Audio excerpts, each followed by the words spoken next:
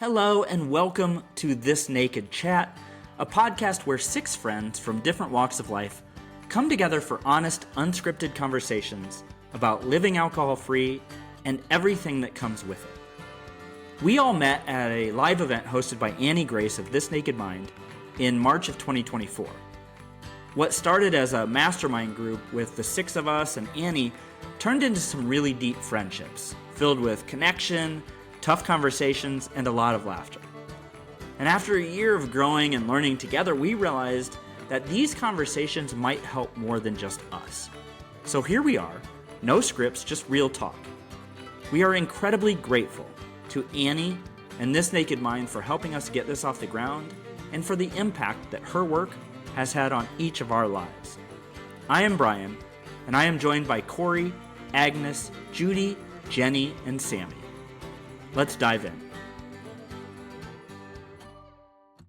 Good morning, everyone. Morning, Brian.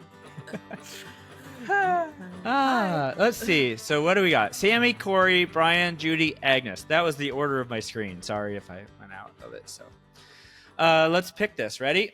And then I'm just going to read it. I'm going to try for the first time in my life. How do we continue our growth mindset after we've tackled alcohol? Is that even important? Wow, that's a good one. I can answer the second part. What is? Yes. What Yes. can anyone define growth mindset off the top of their head, or should I look this up? Well, isn't growth mindset that you just you've developed one area of your life, you've gotten healthier, you've let go of alcohol, and so you've had to think about that. You're growing, so you had to have a mindset for that, right? So it's just continuation of what's your next goal. Yeah? No. Yeah, like how I think of it like that you want to keep growing and maturing as a person, like you're interested in continuing to learn about, yourself and just sort of but I don't know that like I is it important? I mean, I don't know. I mean, I think it's important for me, but I guess if you are somebody who's just like, nope, alcohol is my only problem and I've tackled that and I'm happy. I mean, I guess you could be fine like that, just like going through life. I don't know. I've never been that way. I don't know if I've ever known anybody to be that way, but maybe. I'm trying to find one. Let's looking see. a definition up? Yeah, I mean, so a lot of the times when I see this, it's like growth mindset versus fixed mindset, right? So like that fixed mindset is like shies away from unfamiliar things, and growth is like believes in skill development, avoids challenges, views challenges as opportunities, that sort of thing. So yeah, I definitely think from Judi's standpoint, I think alcohol was the tip of the iceberg for me, right? That was like, oh, now that you tackled that, look at all this world that you have in front of you that you can do. Well, because you have to fill that void with something. Right? Yeah, You're not drinking anymore. You're not numb. Now your brain says, now what? Yeah.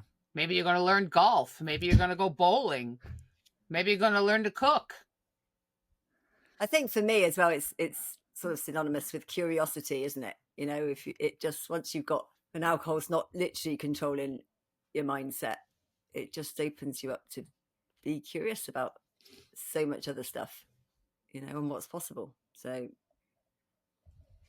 and if you're curious, then that's kind of growing by default, isn't it? Really, because you're not closed to anything.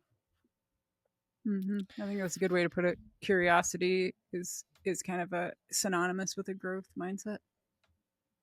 Yeah, it becomes the opposite, right? Because the more that you understand yourself, the more compassion and grace you could have for yourself. So again, if you're fixated on whatever your beliefs are and your perspective and your views and everything else, opposed to being curious about it, that again is the total opposite. So alcohol can keep you going down that path for yourself of judgment, because you're judging yourself most of the time, opposed to being curious and just open-minded. And once you could do it for yourself, you'll be able to do it for others. It seems like you had to have some level of curiosity to even stop drinking. I mean, you would have had to like wonder what it would be like not to drink. You would have had to have some thought there that there was something different. So I don't know. It seems like one would preclude the other. Like, I don't know how you would do it. Maybe it's possible. I don't know. Well, and maybe But even the first part of the question. Sorry, Judi, go ahead. Well, I was just thinking that maybe even the levels of bringing you to being successful and letting go of alcohol and realizing you can be free, even those thought processes that you develop as you're doing that might naturally progress into another area of your life without you even really thinking about it. Because now your brain's a little bit clearer, well, a lot bit clearer, but now your brain's clearer and you've had to process all of that. Like every time you approach something, a new event, oh, it's a wedding. Do I want to drink? Or do I have to set my head up not to drink? That's a process of growing, right? That little snippet. So I don't know. I wonder if it would just naturally follow suit.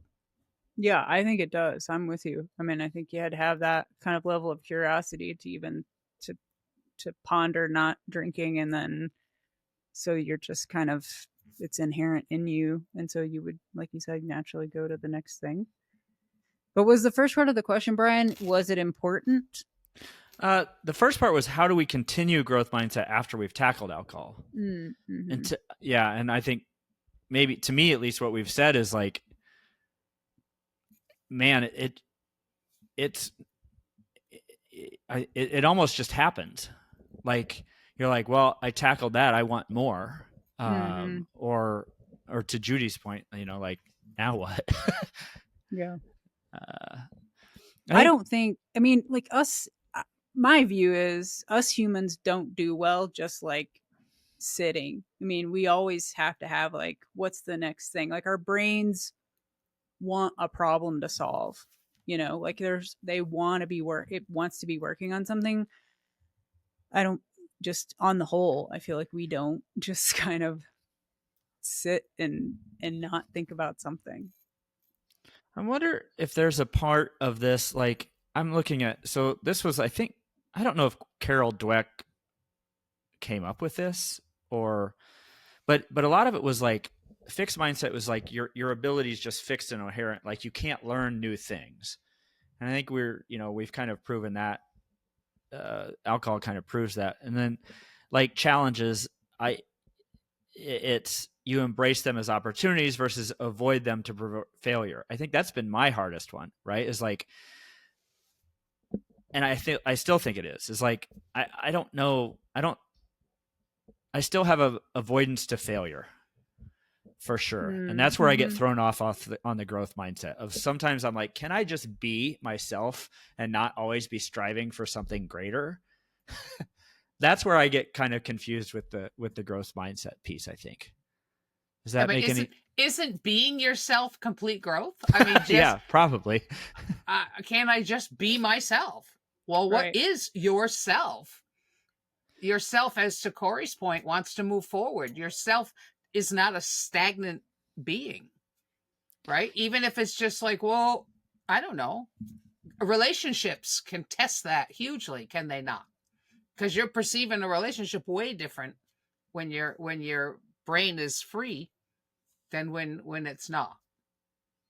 Yeah, so the process of just even continuing to learn about yourself is growth mindset. Or just to be. Yeah. Right. Well, that goes again, you see the world through a different lens. So right there's growth in that, because nothing seems to be really the same. But it doesn't, even if you were drinking, but you just don't notice it. So it's when you eliminate that, then that's when you start noticing things differently, and you start noticing how you think and feel about different things. And that right there is just growth as an individual, because it could have been in there but just dormant, and now you're just opening up all of this for yourself. And then when you start listening to different podcasts or reading books or doing other courses or whatever it is that you're doing, you're actually seeing things and hearing things differently than you were before. And that in itself is growth again. It's a different sense, it's a different clarity that you end up getting. And you're able to, I feel, dig in and navigate it differently, because you are open to that curiosity and that understanding altogether. Yeah, for me, I would say as well, it just, you get so many more opportunities once you stop the drinking. You know, once that piece is out the window, I've done more things in the last 3 years than I probably did in the previous 20 years. And I appreciate some of that was due to having children, and that all comes first and all those sorts of things. But it's more, I think I was certainly more willing to try new things and experience new opportunities and things, because there isn't that constant anxiety around the alcohol. Right. Know, which Everything would has to stop revolve around booze. Yeah. When's I'll go do something new, but when's happy hour? Yeah. Everything had to include that, didn't it? So once that's out the way, it's, and just practically speaking, you got more money. So I can afford to try some new things. Well, I think that's a piece of growth mindset. It says, one of these here, it says understanding brain plasticity, like recognizing that our brain is capable of like new connections and getting smarter. So that's to me, that is kind of that, like, I'm going to try new things because I'm capable of it. Like my brain can do this, or it wants it, maybe, to your point. Yeah. Like, I mean, you just started playing pickleball recently, right, Brian? Well, I mean, yeah, sure. but I mean, were you afraid to fail at playing pickleball? No. Yeah. I mean, I don't think you have like a generalized fear of failure. Right. The other piece of this that I thought was good is a shift. It says shift focus from outcome to the strategies, effort, and progress involved in learning. I think that kind of maybe even goes with kind of the programs that we went through with the alcohol side of, like, even considering those as like data points versus that's a failure. I've seen that in this is like, whenever I focus on an outcome, there's a risk that I'm going to be disappointed or I'll reach the outcome, but then I'll just move the goalposts. Where if you just focus on kind of the process of continually kind of working on something, that seems to be more productive, is how I read that. It also allows you to change the outcome, because you're not fixed on the outcome. Because you don't know it, right? Yeah. Like you're guessing at what that outcome is, versus just being like, even to Kori's point of pickleball, I did that more for like the connection that I get with the people I'm playing with. I just happen to get better at pickleball and sometimes play in tournaments now. But, it was strictly a connection standpoint. So that you're just, as you were saying it, I was thinking about this. Like when we have this performative kind of mentality about something, I feel like that's when we get all tied up about whether it was a failure or not. Whereas when we have something that's, like you were saying, connection, or like when you want to understand something better, like there's not this the failure thing doesn't even come into it, because you're just trying to it's like trying to like organize your brain in a way. Like you're trying to, you're not just looking for some specific performative goal. I don't know. It's like process oriented. I mean, it's exactly what you're saying, process oriented versus outcome oriented. But what's interesting is how we even latch on to one versus the other one. You know what I mean? Like how did we latch on to, like, I mean, we can use drinking. Like like somehow we latched on to, I have to quit drinking. So if I tell myself I'm never going to drink again, and then when I do, I have a data point and now I consider that a failure versus, I guess because like the outside world put that on us and said, hey, quitting drinking is what is the magical outcome that you need to have, or the performance that you need to demonstrate your worth via this performance of not drinking, versus if we had questioned, why am I drinking? How did I get in this situation? But like, I don't know how it is that we like latch on to that, like in your case of playing pickleball, like you started doing that because you wanted to meet people and make more connections. Whereas, I mean, another Brian could have been like, I want to go kick ass at pickleball. And so you would have been, pissed off when you lost. Well, the goal was different, though, what you just said, right? I mean, his first goal is to interact with people and meet people. And the second goal would be, has nothing to do with the people, but to be expert at pickleball. Yeah. I mean, it depends what's your goal. Right. But it's like the same activity. Like we can be doing the same thing, but we just have a totally different, a goal to a different approach. It's a different agenda, isn't it? I think it comes, if you've got a fixed agenda about it. And we also, there's a reward pathway when you the performance side of it is a reward pathway that you're going down, isn't it? Whereas if you're just going into something to be curious and find out what it's like, then you're not looking for a reward from it. You just that's a great point. So to that point, when we talk about, and this comes up in like, what was that book, James Clear, Tiny Habits, Atomic Habits, right? Like this seems to come up a lot, right? Is like, we know that it's like a small steps is kind of what gets you there. How do you come up with though, like, and this might go to Kori, what you were saying of like, my goal isn't necessarily to quit drinking. It was something bigger, that came. You still have to have something though to kick that off. Like, I want to do something. Where do you think that comes from? Does that make sense? Like, if I want to start doing small steps, how do I know what my goal is without just starting, Well, it depends what cesspool you're sitting in. Yeah. What do you mean? What pain are you experiencing right now? Right. Yeah. What are you floating in? Maybe you just are like, okay, I'm bored, so maybe I want to learn something. So I'll take a book, or maybe something catches your eye on some listserv somewhere. And you go, oh, maybe I'll go to that workshop just for fun and see what it's all about. Just 'cause. Or the other part can be, oh my gosh, I am so tired of these hangovers. Oh my gosh, I'm so tired of looking for dope. Oh my gosh, my life just is horribly difficult. I got to stop this. I mean, it's like there's a perspective shift that needs to happen. Yeah. If you look at depending it in on what you're sitting ways. in. Yeah. What you're sitting in. Yeah. Well, and ultimately we're all motivated by avoiding pain and seeking pleasure, and conserving energy. So it's one of those three things that has, spurred you on to even start your tiny atomic habit. This episode is sponsored by This Naked Mind, a revolutionary approach to changing your relationship with alcohol. When it comes to your drinking, you don't have to hit rock bottom to want something different, and you don't have to do it alone.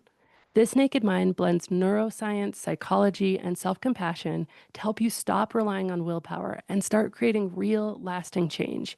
No shame, no labels, and no rules.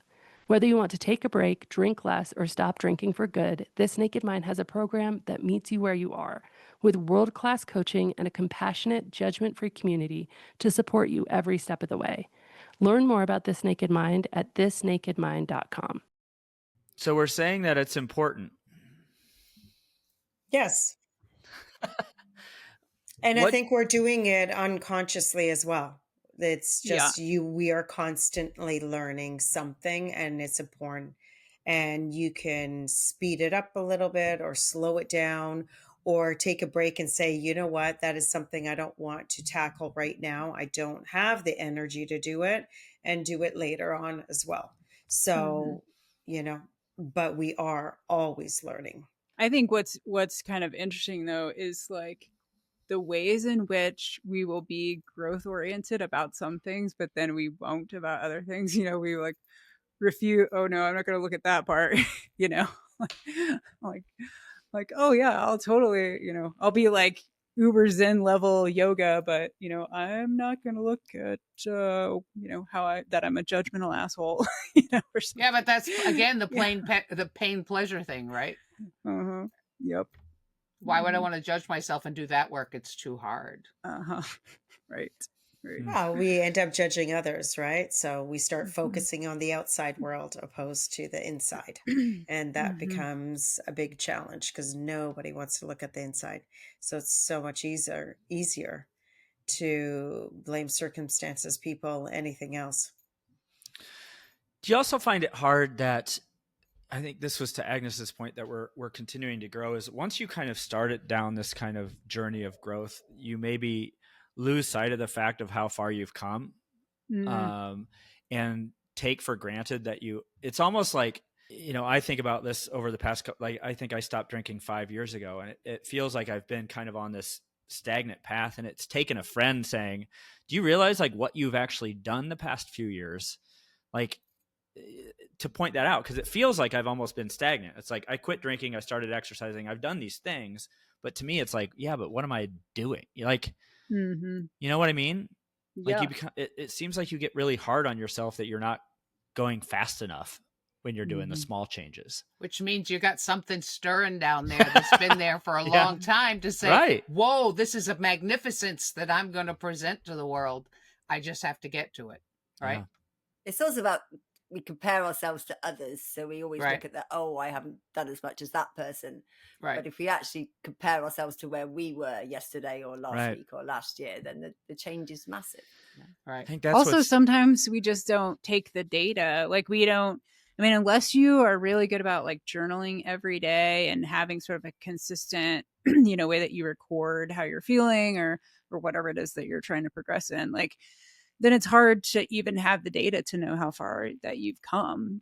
Yeah. Like, so it's, you just don't, you just literally don't remember, I think sometimes. So it's hard to know how far you've come. On that point, so I do usually try and I journal every day, 3 things I'm grateful for, 3 achievements I've had in the day, and 3 goals I've got for tomorrow. And nice. Yeah, I'm fairly good at doing that consistently, and it is that, you know, it is a good. It is good that, you know, that book, The Gap and the Gain. Yeah. That's what they say to Ben Hardy and what's Dan Sullivan. Dan Sullivan, thank you. Yeah, he's does a really like lays out really well the whole argument for that, and I mean it's very similar to what you just said, Sammie, because then you can, you know, see that, hey, I actually did accomplish stuff today, this last week, this last quarter, and it's like you can see the accumulation of, you know, what you've done, and then you don't get stuck in the gap. And that's also true for faith-based programs, right? I mean, faith-based programs at night, you're supposed to do a examination of conscience, if you will, and look at how did I live my life today and how might I want to improve it for tomorrow or not? You know what I mean? What did I do today that I might not like and I want to get better at? Yeah. Yeah, exactly. And any like whatever your value set is, like it's very applicable to that kind of having that framework put on it. Well, that brings in the hope and possibilities, right? So the more that we focus on that and the more that we see it, the more we're going to strive to achieve more and learn and grow and do all of that. Which brings then to compassion, self-compassion, right? So if you had goals for today and you didn't accomplish them, well, mercy you, you know? I mean, okay, so what? Carry on. Tomorrow's another day. Where do you, Kori brought this up in terms of like, you might be very passionate going down one path and not passionate about going down another. How do you think about like, it's okay if you go down a path and stop, right? Mm-hmm. Like, how do you, I don't know, come to terms with something like that? Like, I'm interested in this right now, and you go down it far enough to where you want to stop, and it's probably correct, but there's a piece of your mind that's like, don't be a quitter, you know? To me, that's almost this piece of like, no, it's okay sometimes to say, this isn't for me anymore. Uh-huh. That Mark Manson did a post literally on that the other day that I read, because he'd signed up to do a marathon and he was started doing all the training, and he'd started to run, and he basically then went, I'm not enjoying this. It's taking up all my time. So I've got less time with the family and da-da-da. And actually, that's exactly the point he made. There's no shame in going, Yeah. I plan to do this, but actually there's so many negatives to it.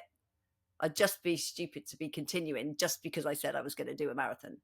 It's almost to our point of like what we were saying of looking back at how far we've come. Is like this too, is like, you know what, this maybe doesn't serve me the way that I thought it might, or something. And like then you that. can pivot. I mean, that's the whole thing, isn't it? If you're not fixed on the outcome, then you can just assess it as you go along and go, okay, is it working? Is it not? Without That's the probably shame. a really good point of like, you're just adjusting the process. You're like, all right.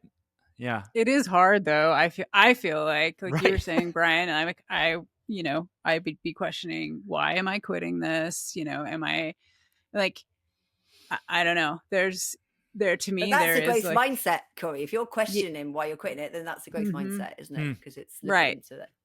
Yeah, exactly. Like, why did I have this goal? Why do I think that I don't want to do it now? You know, like, I don't know. That's a tough one for me to be like, I think I wanted to do this thing, and then to say I'm not going to do it. Yeah. Exactly. There's got to be some radical honesty involved in that, though, hasn't it? Yes. Because sometimes we just might not have had a good day and what have you, yeah. So where do you think this stuff comes from? So like, you know, like to that point, I think Judi hit on it earlier of like, it's that deep rooted, like, muck, I think you called it. But I'm wondering, like, and some people will describe it as like, once you kind of figure out your why, it'll be a little clearer. But I'm wondering where some of these kind of paths even start for you guys. It's just discovery. Yeah. I mean, it's just, life is not stagnant, and life offers us tons and tons and tons of data all the time. So what resonates? I mean, we're all created as human beings, and we're all equal in that aspect, but we all have different talents and different skills and different interests and with different beauties. And so whatever's in us, created as we're uniquely created, is attracted to whatever is there that we can incorporate and take the journey and say, not for me. I didn't judge that right. Or, woohoo, look at me go. Right? Do you think there's a trust factor of some sort of intuition there then? Of like, this is what I'm feeling like I want to go do? I'm looking for an answer here, honestly, but well, but I mean, you can jump on that, can you not? And then you don't know till you try it, right? Yeah. I didn't there's know a hope factor, isn't there? A hope and a faith factor. Yeah. You know, but you don't know till you put your foot in the water if it's warm enough to jump in. Yeah. Well, again, it's you. If you understand yourself and you're honest with yourself, then you're going to know, what's the resistance? Is it because I'm uncomfortable with it? Or is it because it really is not, it's not for me? And that's okay too. And both of them are very difficult to do, to sit in that uncomfort and push through it, and to say, no, this is not for me. So those are two very difficult things to do as a human being. But understanding yourself, and just remembering just to, it's okay. Give yourself again that compassion to make whatever decision you do. I also feel like when you're sitting in that, like, is this for me or is it not? So often I feel like we're kind of told that to do something for you is sort of self-indulgent. And so you're like fighting that, like, what maybe you really do feel like you're sort of called to do, or like you're trying to satisfy a curiosity or something. But you feel like, well, that's not disciplined. That's taking time away from something that I'm supposed to be doing. This, like there's so much brain trash that's happening while you're trying to figure that out. To add to the discomfort of trying to sort That's that where I'm for wondering yourself. if it's like to Agnes's point there of like really getting to know yourself, which I think has been is difficult. And then trusting that and not letting those voices, which I kind of view as like ego, talk you out of what this is really saying. Like it's trusting, like, oh no, that's what myself, or that's what I actually want, versus this is what you've been told you should do. Yeah, it's ego, it's other people's crap, it's your parents, it's it's Judi. Society, it's yes, it's Judi. I think that touches on that selfish idea, doesn't it? That sometimes it's we struggle sometimes to think we deserve it, or we're allowed to have something for us, but ultimately, if we're not okay, we're not okay for other people anyway. So it's it all comes back to loving yourself, Brian, first. That's what I mean. Yeah, that's what we seem to circle back to a lot, right? Your own friend first. Yep. You gotta learn to do that, because a lot of people have told you you're not, right? Yep. I mean, like to Kori's point, the old tapes can just, you're not worth it. So why, if nobody else likes you, why would you like you? And that's where the maturity and the self-discovery and the support of others can say, you gotta say, all right, those were tapes. Those were somebody else. That's not who I am created to be. I am who I am on purpose. You're on purpose, Brian. That's perfect. Yeah, which then goes into the boundaries, creating them for yourself, because people are going to push back all the time. And that's being uncomfortable as well. But that is choosing you. But not in a selfish way. I mean, No. a selfish, but not in a way that disregards other people and has no compassion and no empathy. Not that way. The joy of all of that means you've got it going on for yourself. Because if you don't have it going on for yourself, you can forget about getting it to anybody else. Brian. That's right. And perfect. that's where, some people will take that as you're being selfish by creating that boundary for yourself. Meanwhile, you're not. But they just can't do it for themselves. So they're jealous. Yeah. Yeah. Anyone have just a banger? Mirror. You're a big old mirror, Agnes. You're just showing them. Anyone have a big message to wrap this up? Growth good. Growth good. Growth good. Perfect. Love That's amazing. yourself. Love That's yourself. it. That Just seems to, love we always yourself. seem to come back to that. Yeah. We'll have to actually talk about that sometime. I'll write that down on the next episode. All right. Thanks, y'all. You're the best. Week. Bye. Bye. Hey, that's it for today's episode. Thank you so much for listening. If something we said resonated, made you laugh, or made you think, we'd love it if you share it with someone who might need it too. And if you're curious about going alcohol-free or just ready to feel more connected to yourself, check out This Naked Mind. Annie's work brought us all together, and we're so grateful for the impact it's had. On that note, a big thank you to Annie Grace and This Naked Mind for making this podcast possible. We'll see you next time on This Naked Chat.